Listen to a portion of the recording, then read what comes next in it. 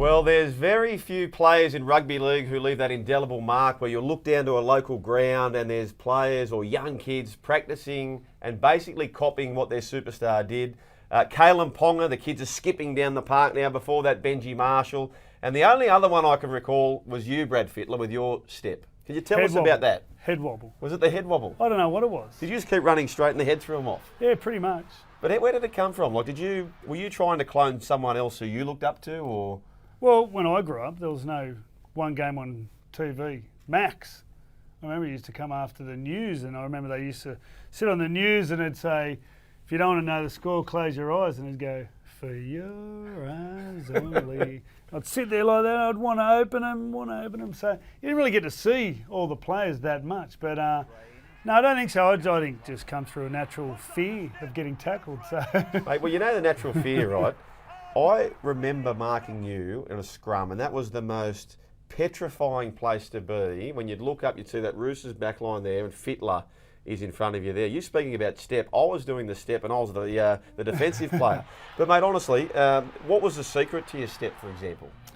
If you were teaching a kid how to do your step, and I believe, Benji Marshall used to talk about advice you gave him about his step. The thing always, what was in my mindset, I had to make the defender think I was beating him on one side and then I'd get him on the other. So you always had to stretch him to one side to get to the other. And that was the whole idea. And the other thing I always thought, I used to want to always step through the line. And you got to a stage where people started skipping sideways and different things. Decelerating. Mine was always accelerating through the line. So that was the thing I always had. Have them think that you're beating them one side and then accelerating off the footwork. That was the sort of what was behind my side step. But you're watching Kalen and the Monga, and they're so fleet-footed at the moment. He's got this little skip thing going to them.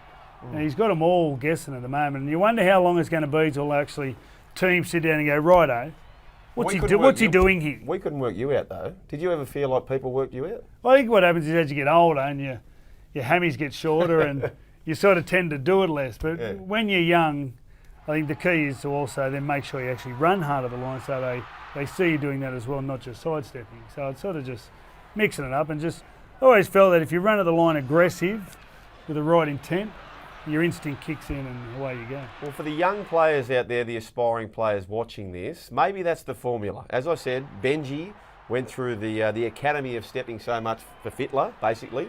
Freddie talks about accelerating through the line. Benji did the same. Watch Ponga. When he does his step, he actually speeds up. So maybe that's the formula. Well, the key is get to train, practice. Yeah. So when a time in the game comes, it's instinct that does it, because when you start thinking about it, the other team will be able to see it in your face and they'll read it. So it's about practice enough at training, work hard at training. So when it comes game time, it just comes down to instinct and you just go at the line aggressive and then just let it happen.